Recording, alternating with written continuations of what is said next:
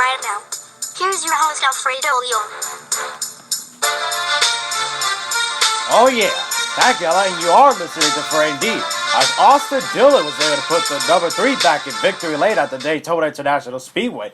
Dillon was in the car number made famous by Dale Earnhardt and won 17 years after the Hall of Fame driver was killed in a last lap crash on NASCAR's famed track.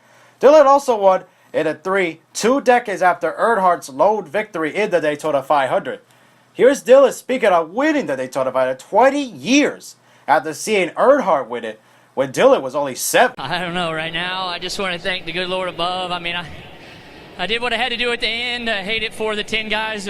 We just had a run, and I stayed in the gas. It's what it is here at Daytona. But it is so awesome to take the 3 car back to victory lane 20 years ago. This one's for Dale Earnhardt Sr. and all those senior fans. I love you guys. We're going to keep kicking butt the rest of the year. Dillon also spoke about the lucky penny that he had in his street car. I had a fan. Actually, he had no favorite driver, and I told him, I said, I'll give you my hat if I'm your favorite driver. Well, I gave him the hat. The next day, he saw me in the infield and said, here's a lucky penny I found heads up. And I said, man, we got to put that in the car. Put it in the car, and we're here in victory lane. He was also able to replicate the slide Earnhardt did in 1998, and even did a burnout in the shape of a 3 in the infield grass. Pretty cool there. And also, Darrell Wallace Jr. finished 2nd, followed by Denny Hamlin, Joey Logano, and Chris Buescher. Here's the rest of the top 10 after that. Paul Menard, now driving the 21 car, finishing 6th for the Wood brothers. Ryan Blaney, now driving the 12 car, finishing 7th for Team Penske.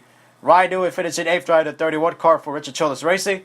Michael McDowell finishing 9th, driving the 34 car for Furniture Row Racing.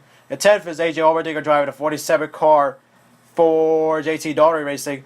Other notables include Martin Truex Jr. finishing 18th, defending champion, in a 78 car for Furniture Row Racing. Jeffrey Earnhardt finishing 21st in the 00 car, as it was the 40th straight year that an Earnhardt was in a Daytona 500 starting. Pretty cool stat there. Shows like how competitive that family has been, and they keep racing, which is pretty cool, especially after the retirement of Dale Jr. Kevin Harvick finished 31st, driving the 4 car for Stewart Haas Racing. Danica Patrick finishing 35th in the 7 car, driving in a one-off race for Premium Motorsports in her final NASCAR race before she calls quits after the Indianapolis 500 in May. And Jimmy Johnson in 38th, driving a 48 car for Engine Motorsports. Pretty cool what Austin Dillon was able to do at the Daytona 500. Be able to win. Pretty awesome to see the 3 car back in victory lane at Daytona. It's been a while since that's been the case, especially at the Cup side. Dale Jr. was able to win at the 2010 in the Xfinity Series. But that's pretty cool to see what Austin Dillon was able to do in a 3 car win. And he hasn't had much success in his Cup career, but boy, has he had success on the big stage. He got his first win at the Coca-Cola 600 last year. That was his first career win. And now his second career win came at the Daytona 500.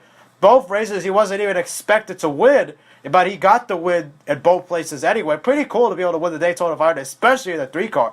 And his grandfather, Richard Childress, was really proud of him too. And he gave him the opportunity to drive a 3 car. He said that no one would drive a 3 car besides an Earnhardt or someone in his family. And Dillon has been able to live up to his grandpa pretty good in these 2 big races, be able to win at Daytona, be able to do the slide like Dale Earnhardt did.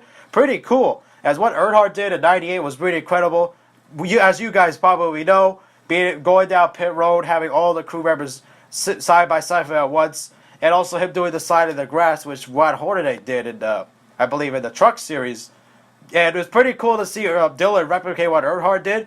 Just shows how incredible that victory was in the Daytona 500 for Dillon to be able to do that. Really cool. Who would have thought that? Be able to see a 3 car back in victory lane, especially in the Daytona 500. Wow, it was just amazing to watch it. It was incredible. It just shows like a Daytona 500 is just a great race. You never know who can win.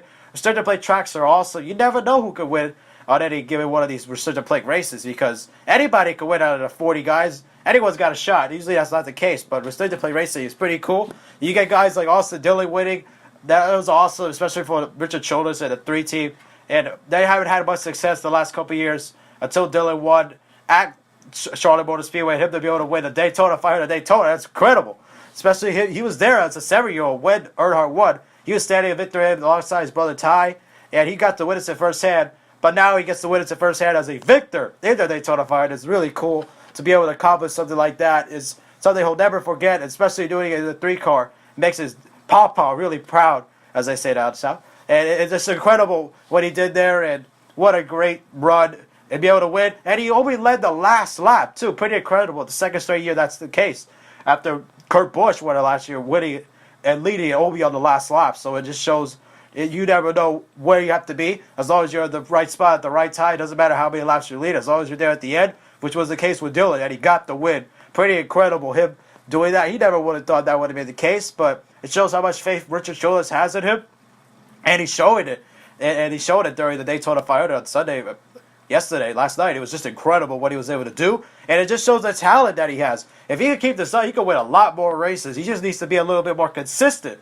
But if he could do that, then he could definitely be a factor in winning races and not just having some luck going on the side. Well, luck is good. As he said with the lucky penny he had in the car that the kid gave him, that he did have a favorite driver.